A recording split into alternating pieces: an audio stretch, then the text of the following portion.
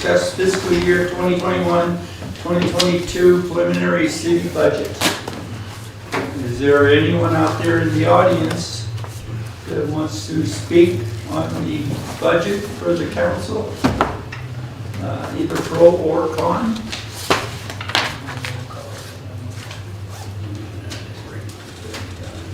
You know I'm here. Yeah, it doesn't mean. I guess since no one else is, we'll get her done. So you're talking about the budget, right? Budget, yeah.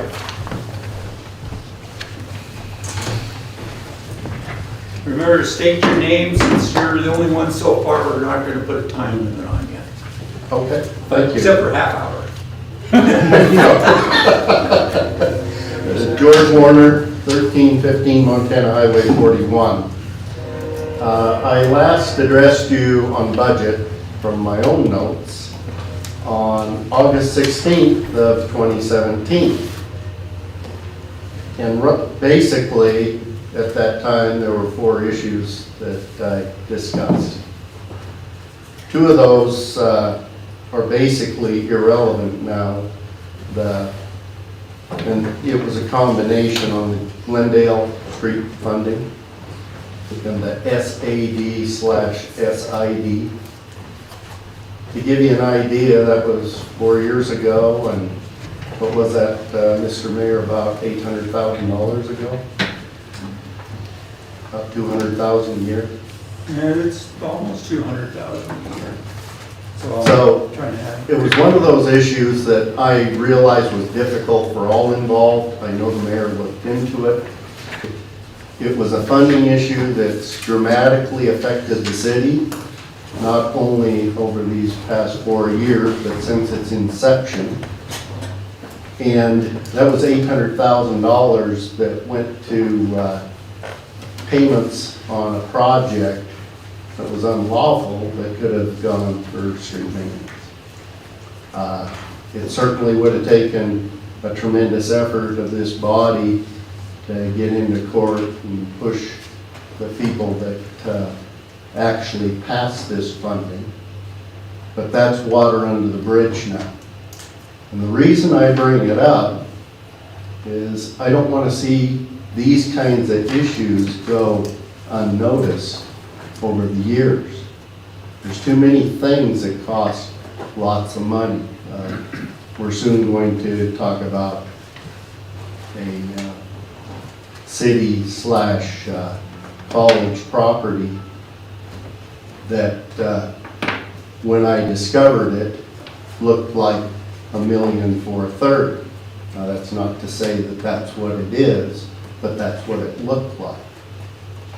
We know that there's roughly that kind of money that's been out of street maintenance for years. We could have fixed a lot of streets with that kind of money going into maintenance as opposed to a project that was funded by everybody through maintenance money. So that's just a comparable. The other issue is something that is going to be hard to deal with as well, and that was the city parks program, where we ran a children's program through roughly 6 weeks of the summer when I was mayor. I addressed you on that 4 years ago, and then the splash park came in. I don't know what your current budget lines are for the splash park, but it's probably comparable with the cost of running such a program. And I don't know how much funding comes from outside. Could you give me a quick review on that, Mr. Mayor? Well, from outside, we get $4,000 donated every year. That's to cover the cost of these people on the weekends for operating the splash pad and cleaning the parks for the weekend. Our crew does it in the weekdays. Also some parks, like filters, things like that, toilet paper for Maintenance bathroom issues. tubes. Yeah. That goes there also. Some of the water cost comes out of that to there. What other additional costs is the city placing on there? What's our budget item? Yeah, so far hasn't been that much, except for this year, it's been a little bit higher because we had to replace the UV system, got broke, Okay. and what was it, salt regenerator. And each one of them was about $1,500. Okay, so maintenance, but it wasn't that much. Well, Really some not people too think bad. 3,000 is a lot, but Right, well, in comparison, and I represented this 4 years ago, we were looking at 17,000 to 21,000 to run the city program 20 years ago. So it would easily triple those costs today, but that's something that the city has not had the benefit of. I don't want to use the word indoctrinating, that's not the correct word, but we don't have children that are familiar with the city like they used to be. They were here every summer. It was a babysitting service, there's no two ways about it. But those kids learn to appreciate the parks. They learn to appreciate the functions around here. And quite frankly, the city staff, myself, when you have 2 barbecues a year at the beginning and at the end of the program, you get to know these people quite a bit better. So again, I would like to see something like that. I know that your funding is very strict right now, and I realize that it would be hard to employ like we used to. I mean, just finding roughly 13 people that are willing to do this for 6 weeks would almost be an impossible task. Somebody'd have to have some special connections to make that work. Just to find one would be almost impossible. And I understand that. That's why I'm saying it may be nothing but wishful thinking, because we've had a lot of changes over the last 20 years. But it was a good program, and it resulted in a lot of good consequences. So if someone wants to plan on that and go forward with it, I'll help any way that I could. My last one is the one that I've really been pushing for years, and that's the building on the hill with the waterworks. I believe it's imperative that we get that repaired to where it's useful. It's not something that's been off the inventory list for the city. We've collected money for that ever since it was taken out of the system. It's still a necessary part of our infrastructure. The water rights, we've talked about a number of these issues. I brought up reasons why it would be good to have it on the system and why it could be necessary. I brought up 3 issues: the nuclear pulse issue, the environmental issue if somebody polluted the upstream underground waters, the grid issue, which all of those seems to be more dangerous as we go along, and we're ignoring many of those perspectives from a community because we don't have the committees that we had 20 years ago that were intimately involved with some of these things. There's a 4th issue now, and I don't know if many of you are well versed on the tribal position and what Congress did with the Salish Kootenai tribe and the President Trump. They signed off on a $1.9 billion payoff to the tribe. But that also involved a heavy amount of water. That water all controls power.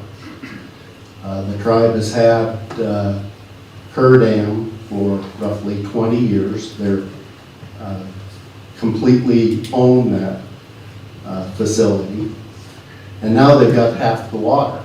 The watershed that goes into Flathead Lake and the watershed that goes into Hungry Horse Reservoir. Now that didn't used to be a big issue because we were a first come, first served community in Montana. The power was created here, we had first dibs on it. So what changes? Well, a number of things have changed. First off, Lake Mead, virtually dry. They're not going to be producing power pretty quick. Las Vegas wants power. Los Angeles, same kind of thing. We're protecting Little Smelt, so we dump our Northern California water out in the sea, and they're down probably about 20% of capacity in those reservoirs that were full 2 years ago. They're going to need power pretty quick. So why aren't we protected? Well, first place is Washington Water Power didn't have to pay for any of the costs for Colstrip. When I was mayor, Colstrip was going full bore. We had more power around here than you could even worry about. We could waste power and we were still in good shape.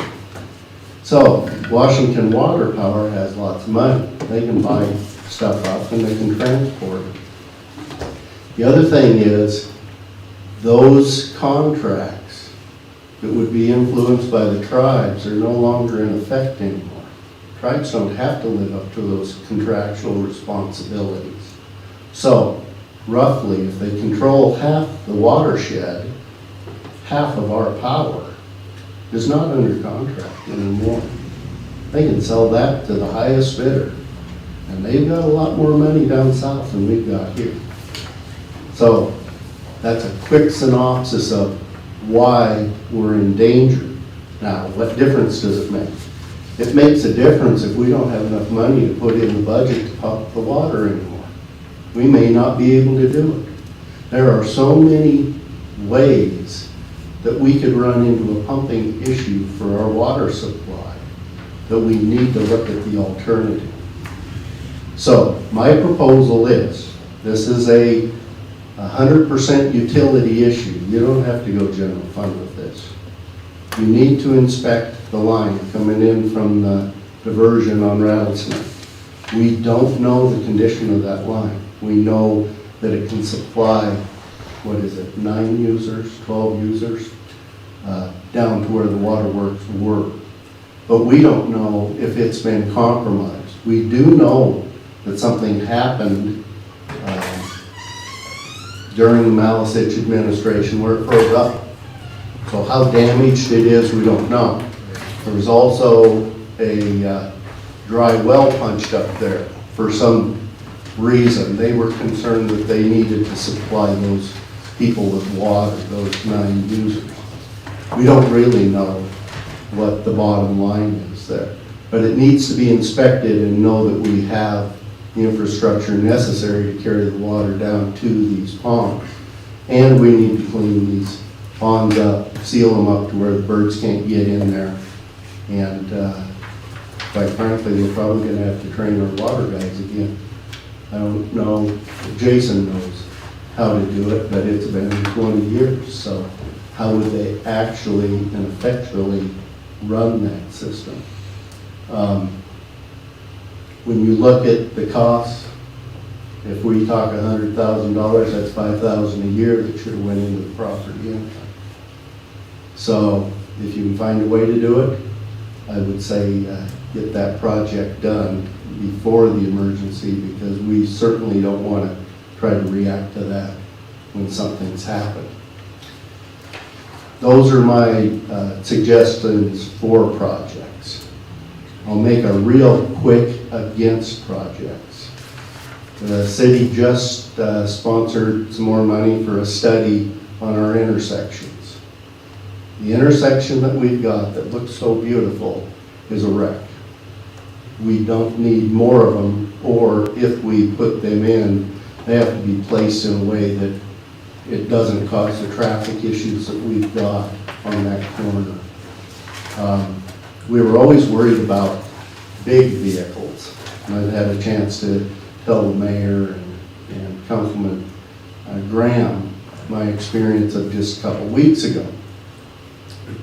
A motorcycle cannot go around that corner from heading west to heading north without turning the handlebars like you're on a bicycle. You've got to stay close to the center line and you've got to turn. Southbound traffic doesn't know what you're doing when you're on a motorcycle because of the way you're turning. They're used to people traveling actually more fast on a motorcycle, but you can't do it because you got to go at a slow speed and you got to turn the handlebars like you're riding a bicycle. So it's still a dangerous corner. And I can't imagine if we put 3 or 4 more of those in Dillon. So that's all I have unless there's questions of me. Okay, thank you. Thank you. What we're on right now is a public hearing on the fiscal year 21-22 preliminary city budget.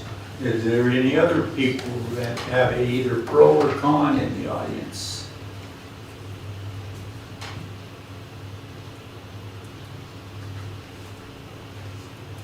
Okay, what we'll do is let's recess it for 5 minutes. I think that's the word you want to use, recess, right?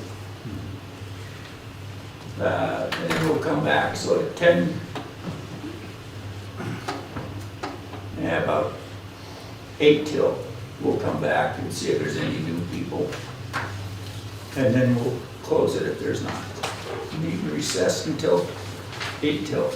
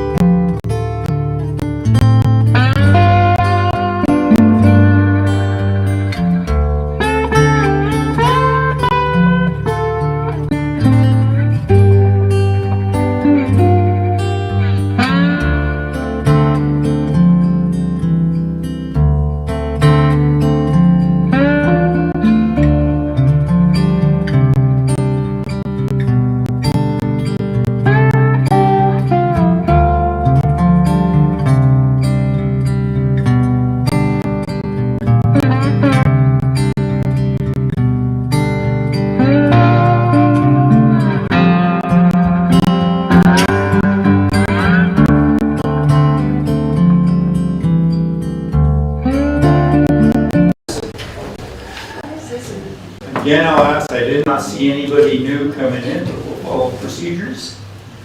If there's anybody that wants to comment on the public budget, city budget, sorry, preliminary, now would be the time. This is first call for any others. Second call for any others. Third and last call, otherwise we will close. Okay, we're going to close the public hearing. We'll start the next one at 7 o'clock, which is another 7 minutes away. Thank you. Does that make it